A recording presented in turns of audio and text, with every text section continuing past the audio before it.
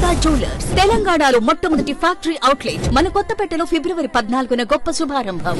నన్ను కూర్చోమంటారా వాళ్ళు?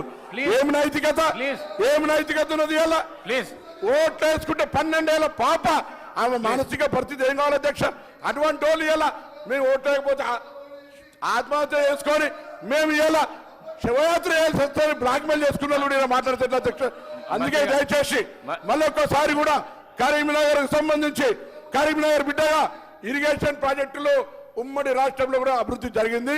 దాని తర్వాత కాంగ్రెస్ పార్టీ చేసింది. మేమందరం కూడా వరదకాలు వేలు చేసింది అధ్యక్ష. శ్రీరామ్ సాగర్ ప్రాజెక్ట్ నీళ్ళెక్కాయి అధ్యక్ష. లోయర్ మానేరు ఎవరు కట్టిన అధ్యక్ష, ఎల్లంపల్లి ఎవరు కట్టిన అధ్యక్ష. దాని మీద చెప్పకుండా ఏది పడుతుందో చెప్తే ఇవాళ మీరు చెప్పిన గౌరవాలు ఇవ్వాలి. అదే హరీష్ రావు గారి దగ్గర మల్లన్న సాగర్ అవుతుంది, కొండపోచమ్మ అవుతుంది. ఇవన్నీ ఎట్లా సరత్?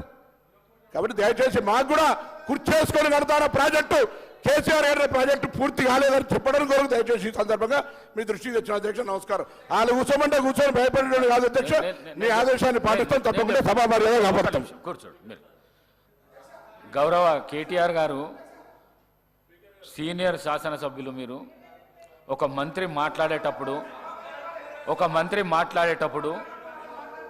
సభా మర్యాదను కాపాడవలసింది పోయి మీరు ఆ విధంగా అనుచిత వ్యాఖ్యలు చేసి గౌరవ మంత్రిని అమర్యాద పరచడం ఇది సమంజసం కాదు. దయచేసి ఇట్లాంటి రన్నింగ్ కామెంటరీలు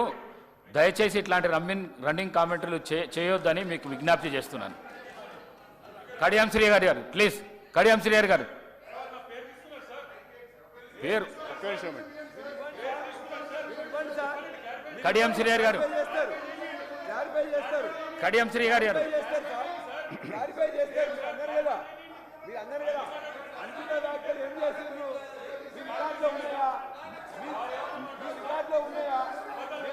కడియం శ్రీహరి గారు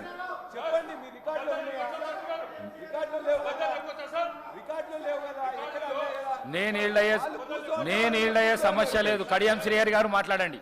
గౌరవ సభ్యులు ప్లీజ్ అధ్యక్ష. కడియం శ్రీహరి గారు ప్లీజ్ మాట్లాడండి. మీరు రన్నింగ్ కామెంటరీ చేసారు, పేరు తీసుకున్నారు. కడియం శ్రీహరి గారు మాట్లాడండి ప్లీజ్. ఇస్తా శ్రీహరి గారు మాట్లాడడానికి ఇస్తా. శ్రీహరి గారు మాట్లాడడానికి ఇస్తా. శ్రీహరి గారు ప్లీజ్.